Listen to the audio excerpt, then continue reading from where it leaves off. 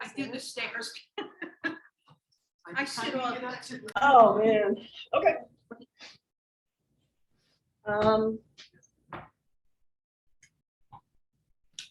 Welcome everybody to the Hudson IDA meeting. Today's meeting will address a number of issues, including reviewing of the prior meeting minutes, an overview of projects, including Providence Hall and Schuyler Court, apartments, including an amended application for financial assistance, an evaluation of the project, and potentially resolutions for approval. And then we're going to have some updates on other projects that come before the board. So let's start at the beginning. The minutes of June 14th, 2023. Has everybody had a chance to review those? Does anybody have any comments, corrections? Okay, then can I have a motion to approve the minutes of the June 14th meeting? I move that we approve the minutes. Second? A second. Okay, all in favor? Aye. Aye. Any opposed? Okay, moving on. Providence Hall and Schuyler Court. They've been before us a number of times. You'll see in your packet there's a secret form, a proposed resolution, and two proposed resolutions, and a schedule. So can I turn it over to Jessica to review? Thank you. Thank you. First, I'll start in introducing Melissa Bennett with Barclay Damon. She's the Hudson IDA new bond counsel. So welcome to her attending. We also have project sponsors here. We have Brian and also Alex, who are off camera. But if you are going to speak, I just mentioned you probably want to move up to the table. So in your packet, as Heather mentioned, you have a copy of the application. You also have cost benefit sheets for two scenarios. The first cost benefit is looking at, you also have a spreadsheet that's attached to your packet that outlines different pilot schedules.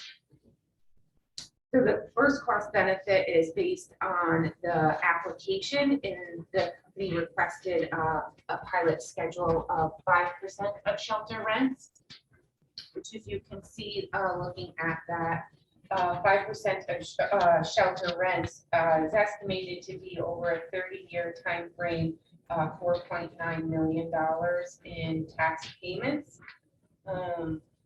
And then the other one that we ran is a cost benefit looking at a 7% of the shelter rents, which totals over 30 years, totals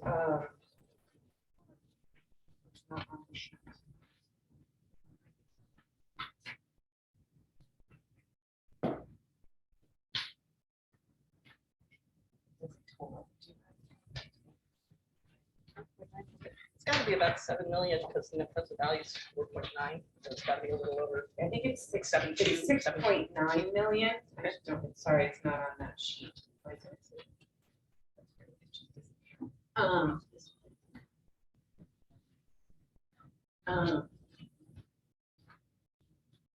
So what we looked at was, you also see on your sheet the historical on the spreadsheet. I do want to point out sort of what the existing pilot payments are.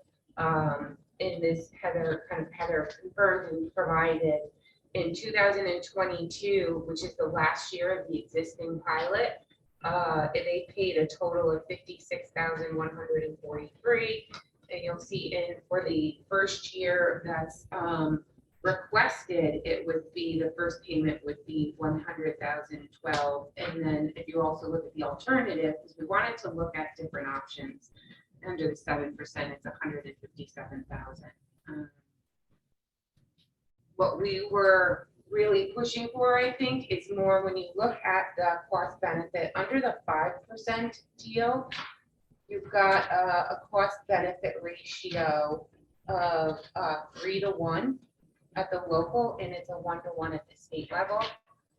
This 7% deal though is $5 to 1. We're at the local level and the state is 1 to 1. Any questions? Anyone? I do. I am curious, and this is really a question for you guys, I think, is if the historical is based on 10% and your requested is based on 5%, how can it be twice as much? Either you're significantly increasing rents, which I assume you're not doing, you're not doubling rents, are you? We are increasing rent significantly, not for the tenants. This is going to be a project-based Section 8 HAP contract. So the tenants remain at their 30%. You just of get their more income. money from. The FMRs go up. Correct. Yeah, Mars go up. So your 7% scenario here is generating more taxes because of that higher rent. Okay. And is the 5% based on, I just want to make sure, is it based on gross rent or is it based on rent, Effective net gross rent. utilities? Effective gross rent. Okay, and define effective gross rent. Whatever rental income we bring in. Okay, so that's the other reason. So part of it is because your rents are going to increase, and the other part of it is because I believe the historical one was based on shelter rents after utilities.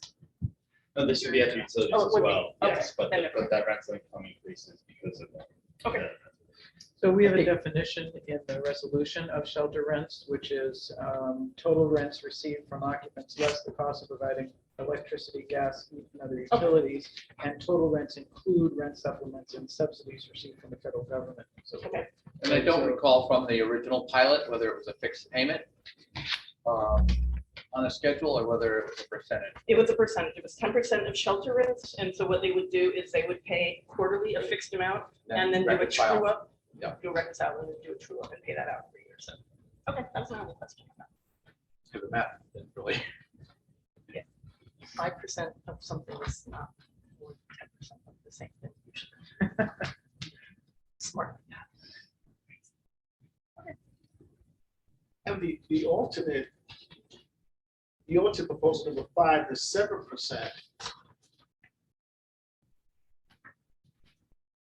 I still see that. Well, let me just back a second. So you're saying, according to the housing law, if we didn't, if these alternate scenarios were not in place, you would be paying about $9 million. Over the cost of the time, right? In scenario 2.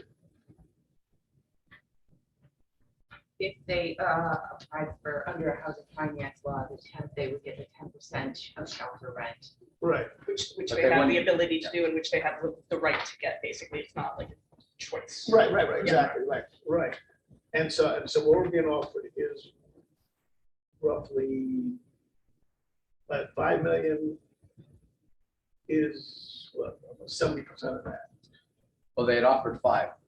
Right. And I think that What we also are looking at, what I think staff would recommend is to consider a 7% of shelter rent. Yeah, that's what I was looking at that. Right, so the difference being just about $1.5 million over 30 years. I think what we looked at was what are the alternatives to doing this project? And that is, there's no alternative on the horizon. Mhm. And with the HAP contract expiring, either the existing owner or a new owner other than this group could raise those rents to market rent and everyone have to move out. Right. It does ensure a bunch of affordable housing. And by Options to the town. coming to the IDA, there's more engagement with the community than going to the state at the level where you just told what's going to happen. Where here, there can be some engagement in the process. The only thing that but back to 5 at the 7%, I don't see it. I don't see a total. And it's 6.9 million, sorry. Okay, that's okay. All right, that's thank you. And what's the That's where I total? struggled earlier. What's the total project cost? It's 23 million. You're also not factoring in the $250,000 IDA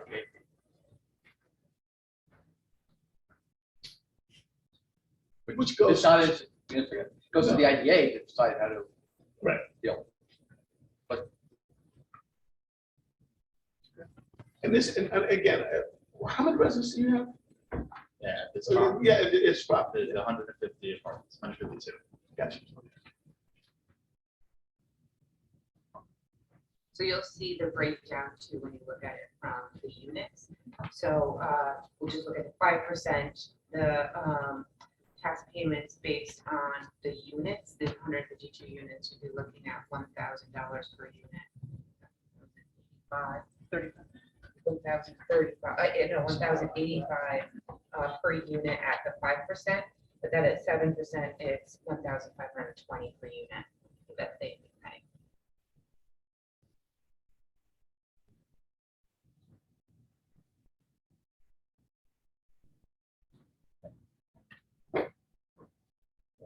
Grab this in case someone calling me. And basically, just for our audience, so what the city gets for this pilot is this block of permanent, of affordable housing. Correct. Yeah. If you're preserving the. Preserving and updating Right. buildings. Affordable for 100+ years. Why don't you talk a little bit about the plan and the renovations? I know we had a public hearing, we talked a lot about that, but we do have some other folks on, we have some public on the line. Might benefit from you talking about what the plans are, the renovations. Yeah. So we plan on renovating all 152 units with all new kitchens, all new windows across both buildings. Skylar Court in particular, we're going to be doing all the siding there, as well as the parking lot, new boilers, new appliances across the board, energy efficient lighting, new hallways, new community room, and some other kind of site work that we plan on doing. So really soup to nuts buildings to kind of bring them into this time period and keep it a nice, safe, affordable place. And these renovations in place, so that, In place. okay. Yep. Nobody will be removed from their general homes. Heather, my question for you is which model passes least cost on to the people who are likely on more fixed incomes in the residences? Well, based on the comments that I heard, it is an issue of how much the government is going Correct. to contribute as opposed to the tenants. The tenants are going to remain at their fixed amounts. Okay. 100% Section 8, where it's proposed to be 100% Section 8. So the rent will go up over time. The rents for the individual will be based on their income. Right. What's the amount of time that's allocated for these renovations? We allocate a year, but we've historically done them in about 6 months, depending on weather and some outside factors. That's 6 months. Heather, I got a question. Go ahead. I got a question real quick, if it's okay. Sure. They said something about, your renovation, which is great. Can you speak a little bit about, because it's a high need, especially now if you're putting the investment into it, is the security for the residents in terms of, upping that, and is there any plans on, security guards or anything in that regard, in part of your renovations plans on increasing the security? Yes, so part of our renovation plans is to increase the footprint of security cameras. We had a tenant meeting with the folks at the property, and they voiced that concern, and we're going through kind of our surveys now to figure out how many extra cameras are needed when we sense at that point. So we do plan on increasing the security footprint. When you had your meeting, did you bring the police department involved? Because I know they had some points in the past to improve camera locations and different things. Did you ask the police department for their input? We have not discussed any of this with the police department. This was a meeting with just the tenants, but we're more than happy to discuss it with them. See if there's anything that they can suggest that would help as we kind of come up with how many cameras and locations that places that kind of needs to be covered. Great, thank you. Happy to reach out.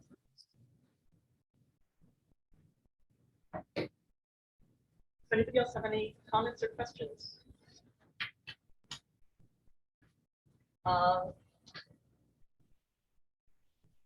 Would you like to comment on your point of view versus the 5% versus the 7% shelter? Obviously, 5% you prefer, but Yeah, I mean, we look at these deals and we try and figure out the best way to make them work. To your point, 5% is more advantageous to us, but 7% still kind of gets us where we need to be, and we're just excited to get this thing moving, hopefully, and renovate these apartments and give these people a better place to live. anybody else have any other comments or questions? Would somebody like to make a motion to recommend alternative 5 pilot program for Scarlet Court Conference Hall? I would make a motion that recommendation number 5 be done. Do I have a second?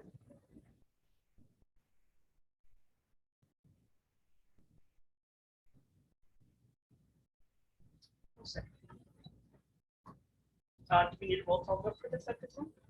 It's just a motion. I think that then we're going to go through the resolution, which we have a formal resolution. Okay. So, okay. And the secret as well. Yep, Right. right. Yep. Okay.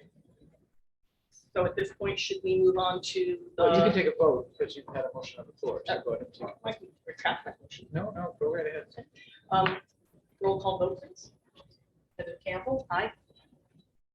Paul Johnson. Cheryl Katzluka. Randall Martin. Dominic Moriarty is not able to vote.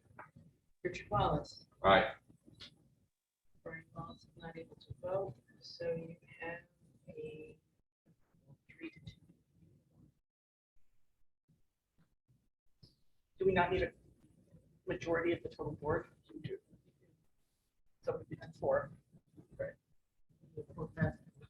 No, we need 4, 5 votes.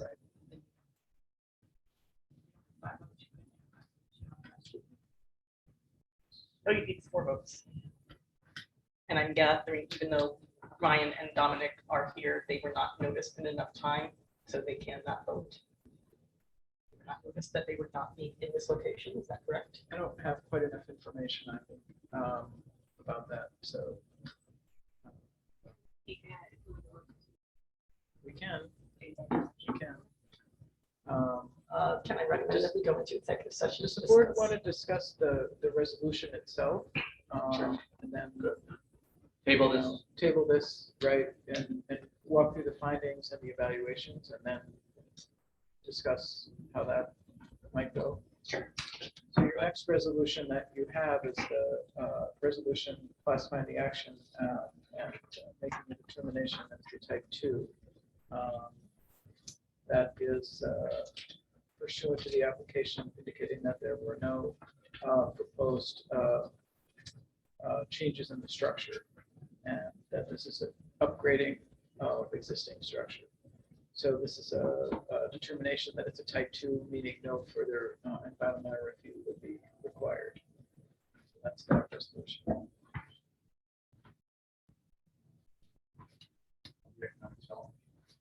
Does anybody have any questions either about the secret form or about the resolution authorizing it? Okay, can I have a motion to accept the resolution accepting the secret? I'll make a motion. Okay, can I have a second? Second the motion. Okay, all in favor? Aye. Do we need a roll call vote on this? Yes.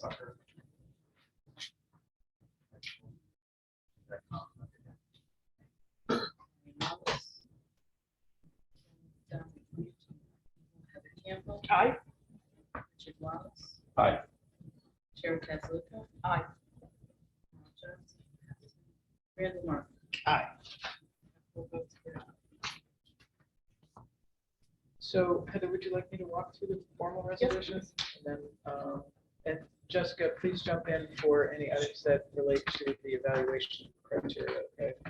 So the resolution just recites the application and it notes that the original application, project cost of $22,793,000 and recites that the original application is proposing that the units would be reserved for low-income households eligible for Section 8 assistance and request a 30-year pilot based on 5%. And then recites the maximum material costs of $7,000,004, maximum mortgage amount of 16. And so the estimated mortgage tax exemption amount would be 200,000 based on that. And the estimated sales tax amount would be 597,960 for exemption based on that. So those are part of the financial assistance that's being proposed. We have findings that recite that the Strategic Housing Action Plan and the Affordable Housing Development Plan identify preservation of existing affordable housing as the primary goal of the city. And indicate that this is actually 30% of the current affordable housing stock. So it's a pretty significant portion of your current stock according to your plan.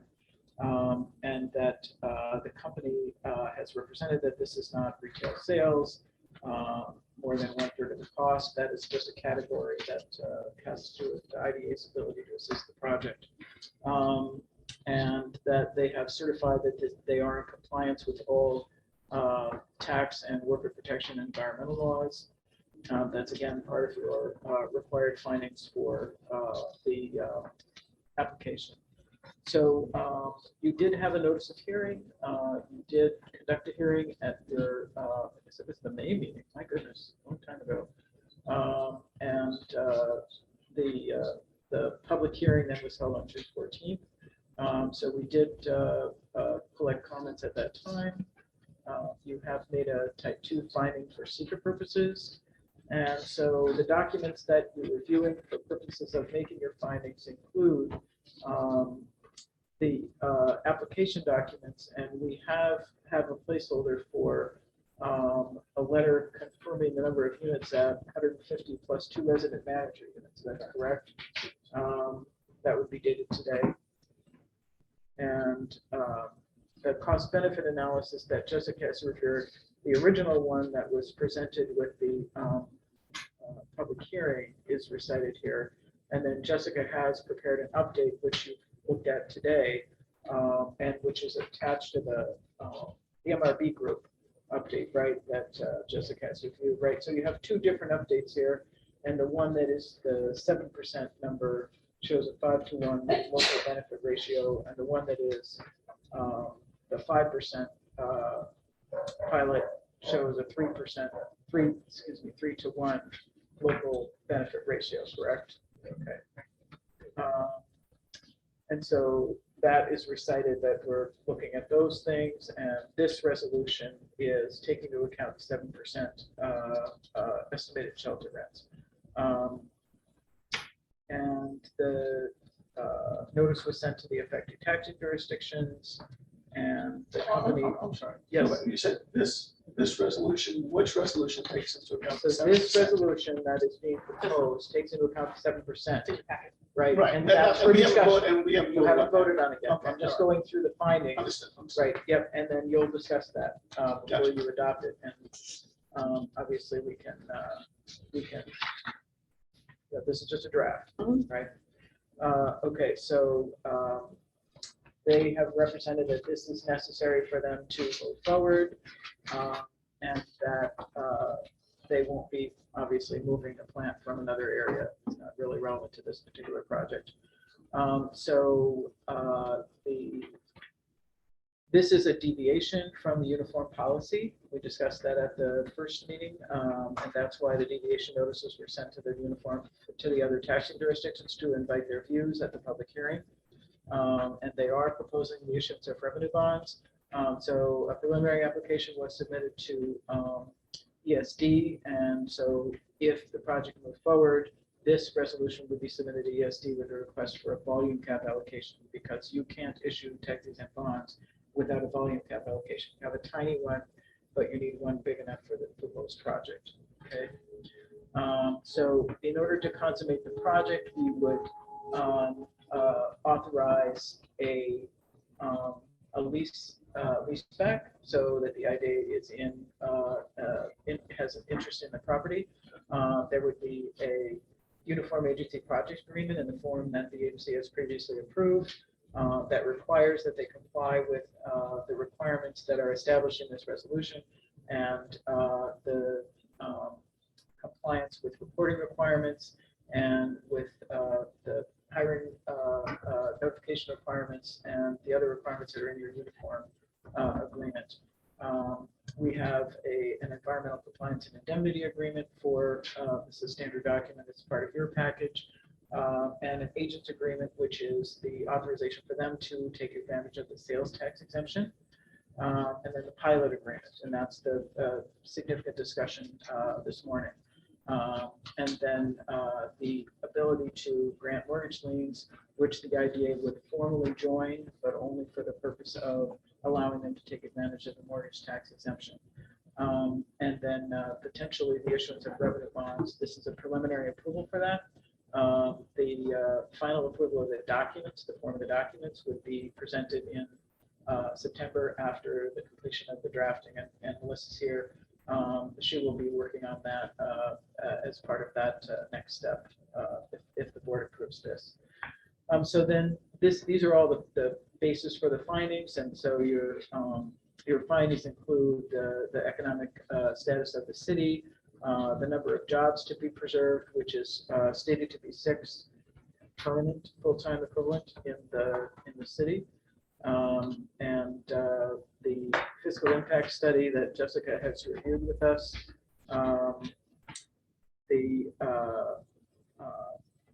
Jessica, I want to make sure that the real property tax number in here is correct. So the MRB report, I just want to align. The MRB report that is in here has a 2.267. I think. I'm sorry. That's a discounted value. Yeah, You but use actually, the this is number. actually supposed to be the real property tax, the estimated value of the real property tax exemption, which should be, I think, from your cheat sheet, right? From your spreadsheet. You're talking which people? Sorry. So on page On the 5 of the resolution. resolution, I want to make sure we have the right number in there after the numbers were redone. The section 1D recites the 597,960 for sales tax, the 200,000 for mortgage tax, and then the real property tax. That's your exemption, which is. That's the exemption amount. It's the top line on the cost benefit. So 207,656, that's correct. It's the nominal value of the exemption. Okay. So is the difference, the alternative 5 is trended?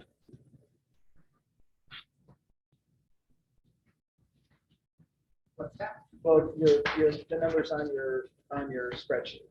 Is the difference that those are trended? No, this is what the payment will be. And so the payment, looking at the exemptions, would be the difference between the 8.4 million under the no project and the 6.9 under the alternative. That's the 8.9. Okay. I just want to make sure we have the right number. Yeah, it's a lot of numbers, especially when you. No, look at- yeah, I just want to make sure we have the right one. Thank you, yeah. So 30-year pilot is proposed, and approximately 23 million in private sector investment. We have expected to be completed by October of 2024, correct? That's right. Okay. And the cost benefit analysis, again, assuming this is the 7%, is $5 to every dollar of financial assistance. The company has represented that the project does not appear viable without the requested financial assistance, and the project is expected to provide fiscal benefits exceeding the cost of financial assistance. So based on that, the acquisition is determined to be a project. That is the type of project the agency is authorized to fund. The project is not retail in nature primarily. would not result in the removal of another, to another area of the state. Advances the goals stated in the strategic housing plan and the comprehensive plan, and would induce the company to develop the project, would have a positive impact on the city. The determination is that the execution of the documents is necessary for the project to be feasible, would result in substantial capital investment as an investment to the residents. And so then the resolution would approve the proceeding of the project and approve the execution of the documents necessary to provide for the provide for the financial assistance proposed for the project, and the issuance of bonds authorized condition on final approval of terms and conditions and compliance with the requirements of the tax code and the tax cap. And then one of the special attention to Exhibit 1, which is incorporated in the resolution. So this is where we specify the particular conditions of a project, and these are the conditions that will be incorporated in the operative documents that are enforced. So the first solely 100% Section 8 multifamily affordable housing as follows. Renovation of existing residential structure without tenant displacement. Providence Hall has 1 resident manager on 100 residential units, correct? And then Skylar has 1 resident manager unit and 50 residential units. So 150 for tenants, right? And then the others. And Skylar is the one with the mixed 1, 2, 3 bedrooms. And then the affordability requirements, all 150 residential units to be covered by Section 8 contracts for an initial term of 20 years. And thereafter, so this is a 30-year pilot, and we said, what happens after 20 years if your Section 8 isn't renewed? Because that's up to HUD, right? Section 8 is they'll only give them 20-year contracts. So we have indicated in here that they would have to be compliant with what would be the low-income housing tax credit requirements for affordability. In lieu of, if Section 8 isn't available, they would still have to make it affordable. So that was the criteria for extending it to 30 years. The pilot schedule, so this pilot schedule has 7% shelter rents with a minimum of 157,394 per year per Jessica's calculations, and a pilot term of 30 years. A base period commences at the completion of the project. So in the interim, they're paying the minimum payment, but the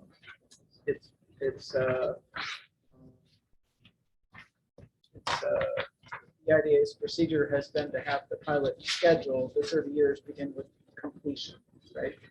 But it looks like this says they would pay all taxes and assessment levied, not that they would pay the minimum payment. 0.3 on page 10.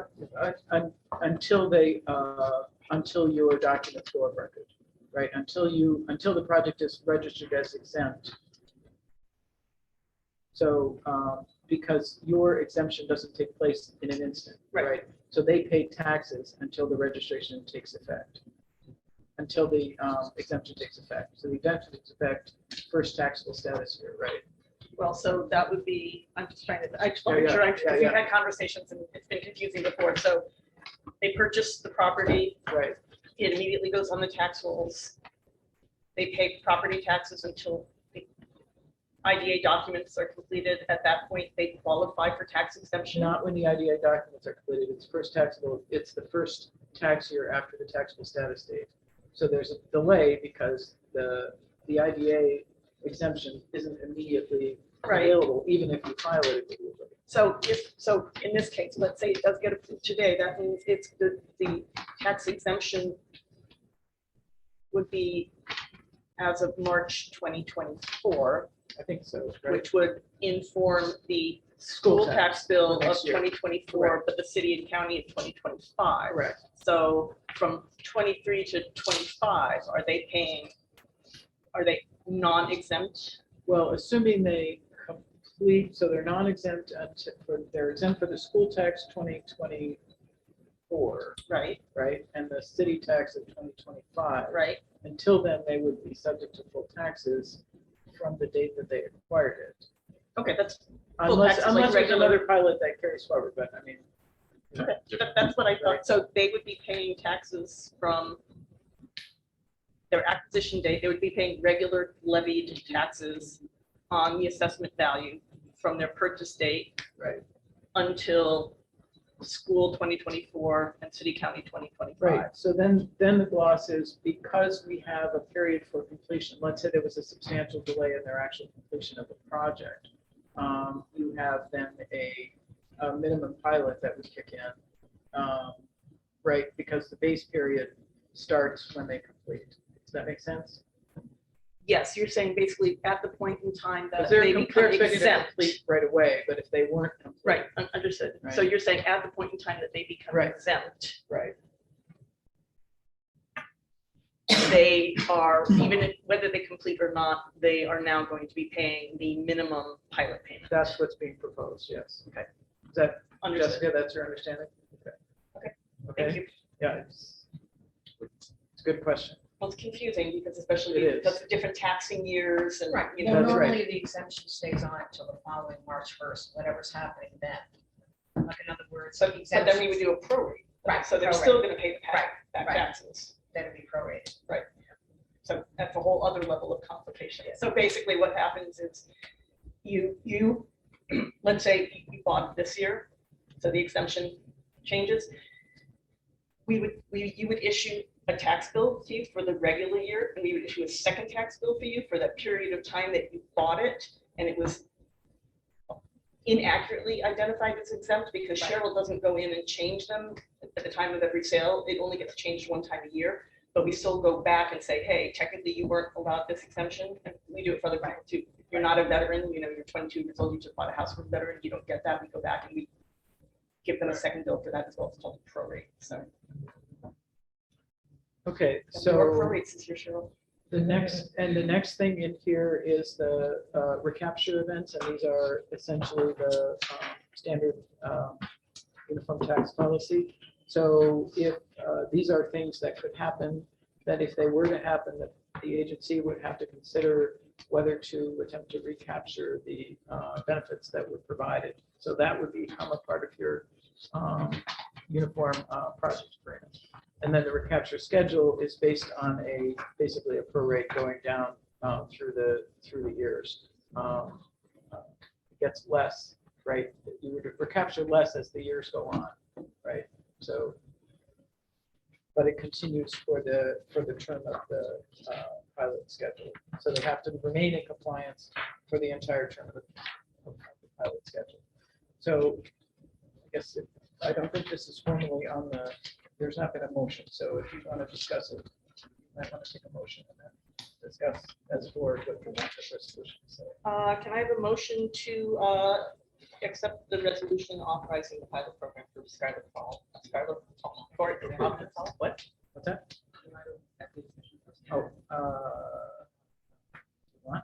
Well, we can accept this and then go to executive session. Oh, But can I have a motion? That's up.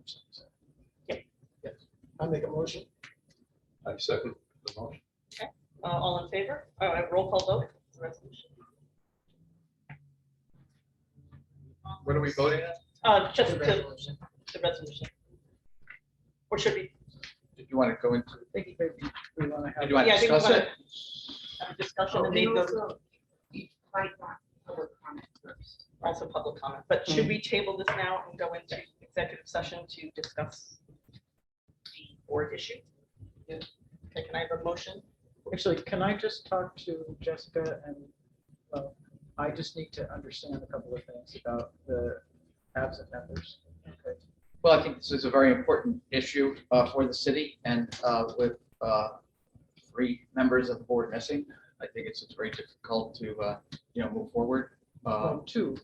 The mayor, Mayor Dominic, Connery. and the mayor's the chairman. That's right.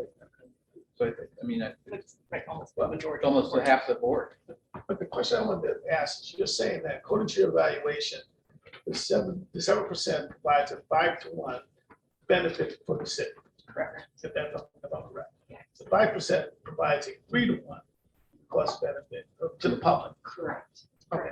So I just want to be clear, just have that. Yeah. on the right. And neither one, neither the 7 or the 5 in terms of the rents for the residents, that doesn't impact them at all. Doesn't Not have at all. residents at all. Right. As far as rents are concerned. And you're okay with the 7%, obviously you prefer the 5, but I just think with the infrastructure costs and the associated things from the city, that's better to have that revenue because there'll be associated things that the city has to do, you know, based on, you know, the new housing, new people and all this other stuff, that's why I'm in favor of that.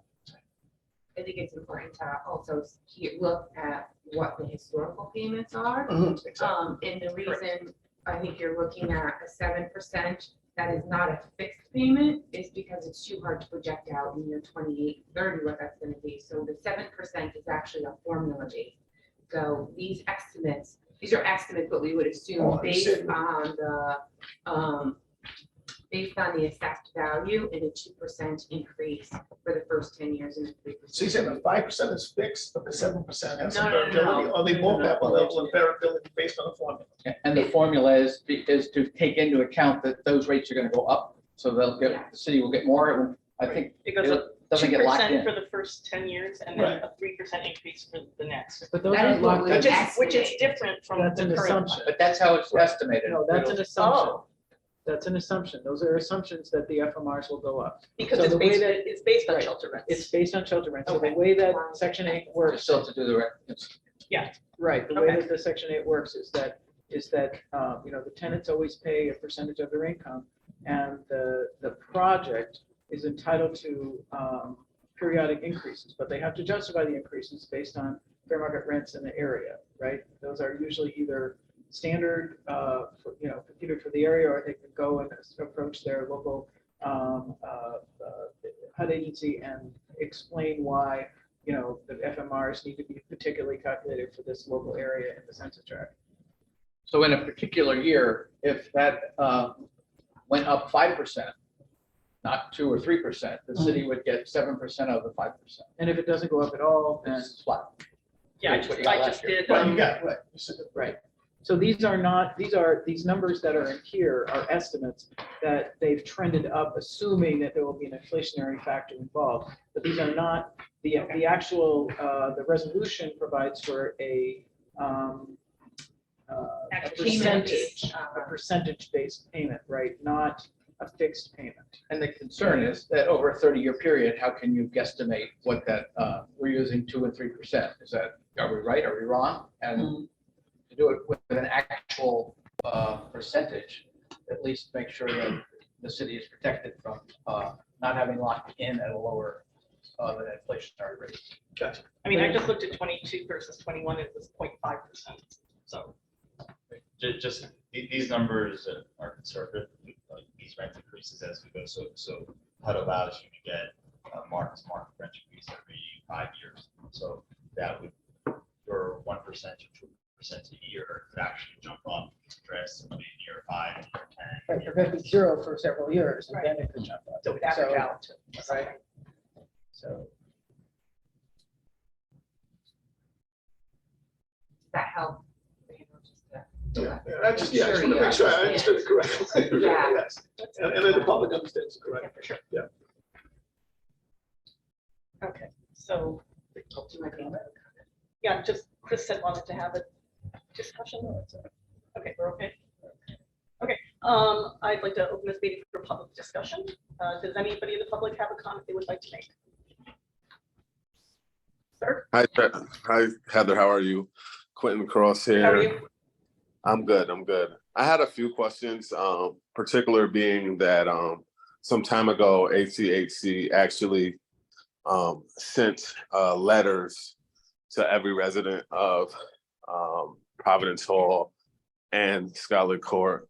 And we got a lot of pushback from, and it might not be this group, might have been Arbor Management, saying that we were lying, that there was no sale going on and nothing was occurring there.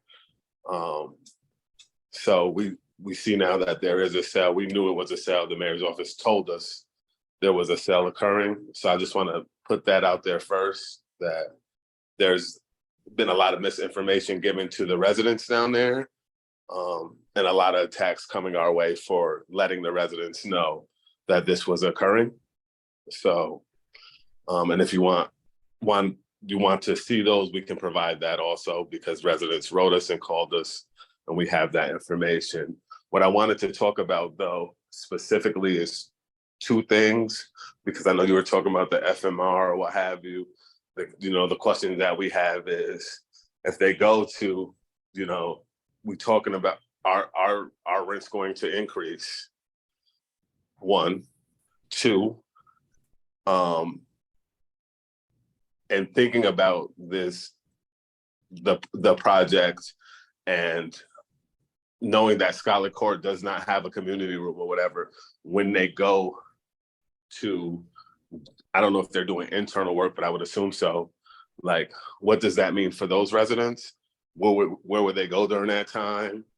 Like, how will their quality of life be upended during that time? Like, are there things being provided to those residents while those buildings are being rehabbed? Same thing with Providence Hall, is very small community room. Like, are we putting like during the time that they're fixing these units, it's not like a Bliss Towers project where it's a unit for unit. They're not adding folks, so they'll have units available as they fix units or things like that. Like, are these might not be your purview, but these are questions that are unanswered. So, I'm wondering They have been answered and in the public meeting that was had, but I'm going to let the applicant speak to it again. So as far as rents for the tenants, no tenants' rents are going up. If their income goes up, then their rent goes up, but they qualify their income every year, and that is not changing. That will not change. We have no intention of that changing. Part of this project is to re-up the Section 8 contract to make sure that that does not happen to the tenants, and as far as their rents are concerned. As far as the renovations, we've been doing this for over 15 years. We do in-place rehab. Tenants do not get displaced. We will come in by trade into the unit. For example, the kitchen folks will come in, they'll rip out kitchen cabinets, and we'll be right behind them with new kitchen cabinets that are going to be installed in that very same day. So at the end of the day, the tenant has not lost access to their apartment. They stay in it for the night, all of that. We don't remove them at all. We do create a hospitality area, whether it be in the community room, a vacant unit. That will be for the construction crew to figure out once they're on site. Providence Hall, we did have a meeting with the tenants. We were very, very upfront with them. We explained to them what was going to happen with the sale, with the renovations. They all seem to be excited about it. And as far as Skylar Court, the residents would have that same ability to use Providence Hall if need be, that community room, if there was a situation where somebody needed extra space. But we've done this in over 5,000 units across the state, and kind of affected the in-place rehab, our technique. So tenants are not displaced. And my final question is, will people have to enter into new leases because it's a new corporation? No, if people enter into a new lease when their lease expires, just normal course of business like they do. Okay. So when will your schedule come out on how this hospitality room, because I'm still concerned about the fact that if you're in there working on somebody's kitchen, they can't cook, right? So what's being provided for them? It's just simple stuff, Yeah, the kitchen would only be down for a few hours, and for example, for that, we have a Providence Hall, there's a community room, there's a kitchen, community room. We kind of renovating that first prior to renovating the units. So in a scenario like that, there is a kitchen for use for a tenant if they need it during that time. Do you want to talk a little bit about the timeline of when you think, based on your estimates, when you'd actually be looking at beginning the construction? Because that might play into when you would actually start more, informing and communicating those specific details with the construction with the tenants. Right, Then so, it's a little far out. I think yeah, that's yeah, fair. so we typically start work, within 2 weeks of closing. And when we know we have a closing date on the calendar, we will start our kind of more in-depth meetings with tenants. And we will come out, with a crew of folks that will, sit down with tenants and go through their schedule. So it's not just, we're doing your kitchens on, October 1st. It's, we would like to do your kitchen, just to give an example, unit 1A, over the course of these 2 weeks, let's sit down with the tenant and see what schedule works best for them, and we will kind of move around their schedule to make sure we're not inconveniencing their lives. People got to go work, they have children, they have other responsibilities, and we try to do it so it's the most, we don't want to interfere with these things, so we do it at least interference as we can. But that's for our construction crew, they'll come and they'll kind of have that conversation with tenants, and we've already kind of started that when we were out there with our large tenant.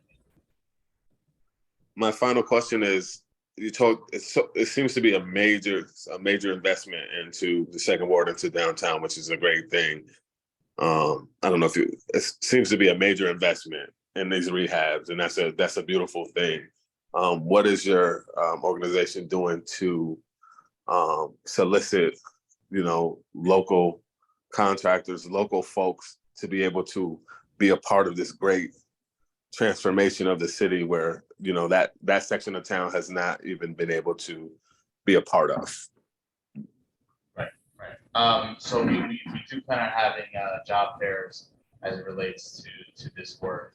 We plan on using best efforts to hire as much local trades as we can. Just barring that, sometimes there are certain trades that just are not done. So we will make best efforts. We do plan on having job fairs. We also, I believe, in the application, we are committing to WB percentage of the contracts. So we will do that about 25%. And WB 20% of the construction work. And we will continue to do the outreach programs as we get closer to start date on construction. Thank you, and HCAC is definitely here to help transmit that information to the public in our newsletters and wherever else we put up stuff. So thank you so much for your time.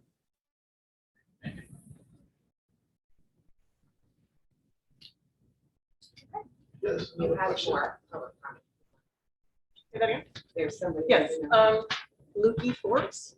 Yes, I have one question. Quentin was able to ask like so many great questions, so it pulled out a lot of information.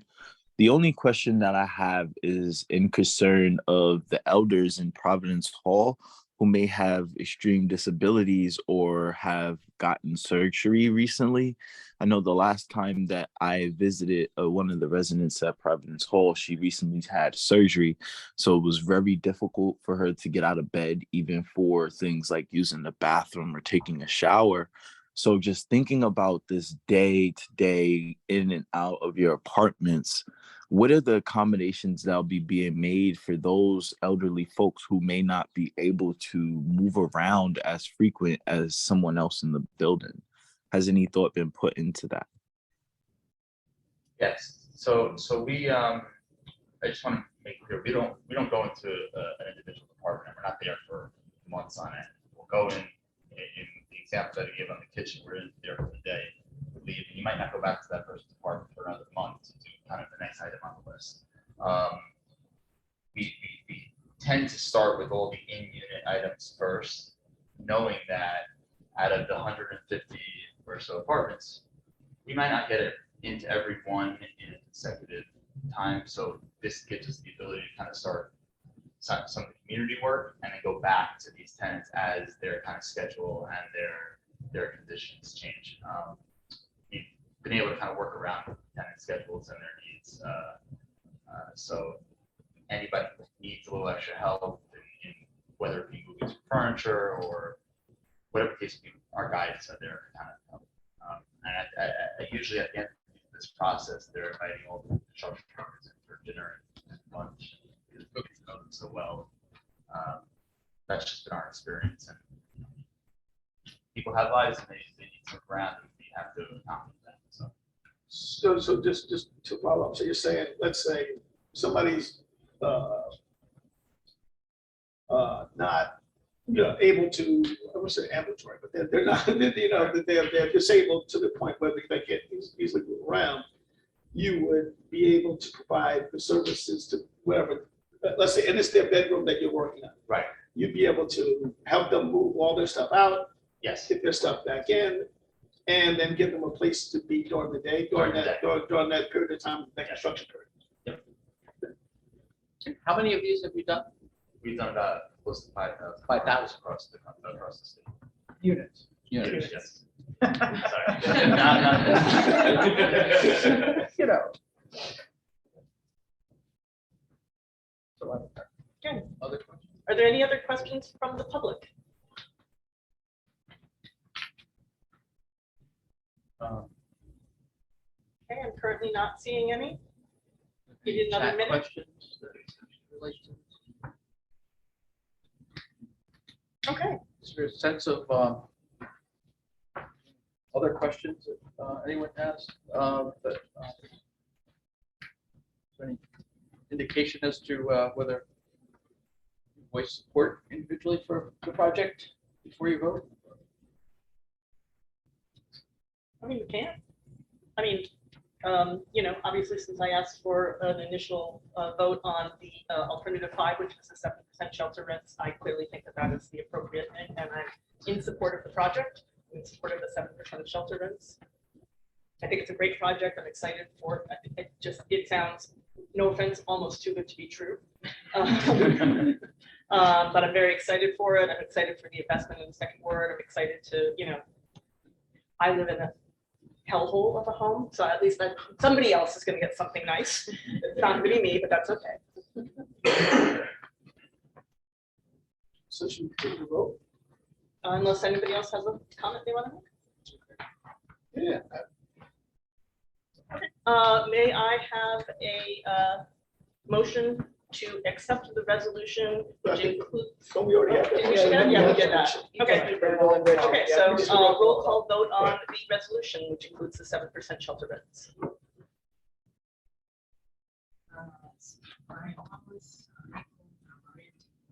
Campbell, Aye. Richard Wallace. Aye. Cheryl Katz-Luther. Aye.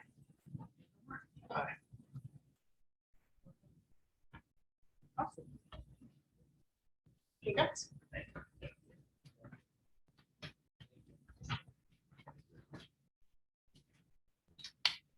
Well, I think the key to this is the duration of what you're committing to do for the residents of not only who live there now, but over time who will live there. And it's just incredible commitment you have. Yes, and I'm moving the property Y'all think I'm kidding? Looks like I really do.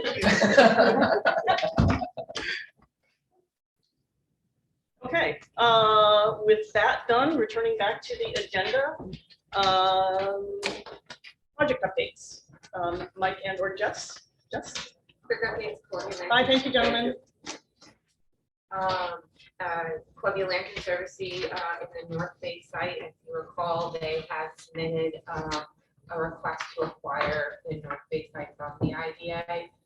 We're still going through that due diligence, working on an appraisal and getting all that information to be for you guys to be able to make that decision. So we anticipate having all of that and being able to present a recommendation to you the next IDA. You want to just report on the report that you did receive from Crawford? You engaged Crawford to review the site physically and determine the developability of the site. Sure. It'd be Yep. helpful to report on that. Yep. Thanks, Chris. So yep, as a result of the Crawford's work and assessment, they have submitted an opinion that there are no developable sites within the property. So that's really what is a little bit of a delay on the appraisal side, is that they were waiting for that opinion before. And that was based on, not that you couldn't find a site, but that you would have to spend a lot of money trying to deal with the wetland permits and deal with the accessibility to the particular areas that were potentially developable, that they didn't think it was financially feasible, given those barriers, because there were a lot of wetland areas around the entire site. And the other piece of it was that to the extent that you even could identify a site, it would be inconsistent with the proposed use by the Land Conservancy to have access for the public. The issue is that it's not going to be a formal appraisal, it'll be an evaluation, because there are no comparable sales for wetlands and marshes. And then the other step is that once we have the valuation, we notify the Authority Budget Office that under the agency's property disposition policy, you're intending to transfer this property to the Land Conservancy for $1. Well, there's more involved if they're gonna transfer for $1, so we'll need to get the appraisal, and then we'll have to determine, the board will have to determine at that point what the next step will be, so. Because it's not a public entity, so.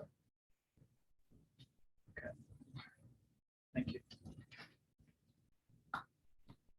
And again, just to recap this, the upside is that the Land Conservancy had specific plans that they wanted to extend the trail Mhm.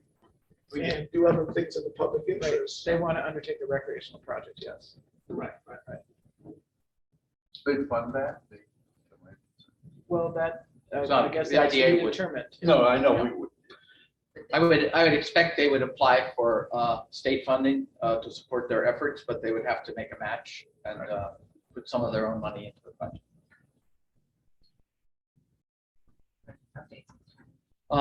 620 Union is the McKinstry property. They did advise us that they have filed for a consolidated funding application with the state to assist them with the project, and we are going to meet with them to get an update from them as to where they are. Their existing IDA approvals are in place until I believe March or April of next year. And we also are waiting to hear from 601 Union, the Elks Club. They did receive their approval from the Zoning Board of Appeals, and they're waiting for some Historic Resource Commission activity that we anticipate they will be in. On the Depot District, have we heard any more, Chris, on their closing? I heard that 708 was supposed to be closing in August, but I haven't heard anything. So that's a positive moving forward. And the Pocketbook Factory, they recently had Senator Gillibrand visit. The mayor attended, as well as several others. And they are moving forward with the project. They've done a lot of stabilization work and interior work. And we did have a call with them yesterday, and they are anticipate closing on their bank financing soon, and they have other tranches of funding, both equity and debt, that they're looking to put together to make the project successful. 620 Union Street, is that the brewery, the new brewery? No, it's the McKinstry, it's the old Old home, folks. old people's home. Across from, okay, Yeah, across from the. Across from the Elks yeah, Club. 601, okay. I know, I always think that the old some at 601, I don't know why. but- Yeah, And that project, was 25 rooms renovated into the mansion and 25 rooms built in a new extension. SEC 7, they're almost completed. And I know some of you took a tour of it while it was under construction, and they'd like us all to come back for a tour once it's completed. If you've driven down there, it's certainly the building has been done for some time. They're installing the refrigeration and freezer units, And they're also looking at other opportunities to work with local farmers who could use some of the refrigeration space, as well as perhaps assist some of the business not-for-profits that are preparing meals for people in need. That business prepares right now gourmet meals, which they flash freeze and sell to restaurants. But they've also now exploring whether they could, prepare meals that might assist some of the businesses or some of the not-for-profits that are helping to prepare meals for people in need. It's the old town and country market. Oh, I thought so. Okay. So again, when you look at these projects over time, and most of these projects were done in 2021, approved, but you're seeing them to come to fruition, and the cycle is going well. We also know that the CAS project applied for a consolidated funding application, mostly because they asked CEDC for letters of support, and we continue to get inquiries with respect to other projects, but they haven't gotten to a point where they're beyond exploratory stages. But we can report to you on those as they become more real. Does the board have any questions or comments regarding the project updates? Does anybody in the public have any comments regarding the public project updates? Does anybody on the board have any other business they would like to raise?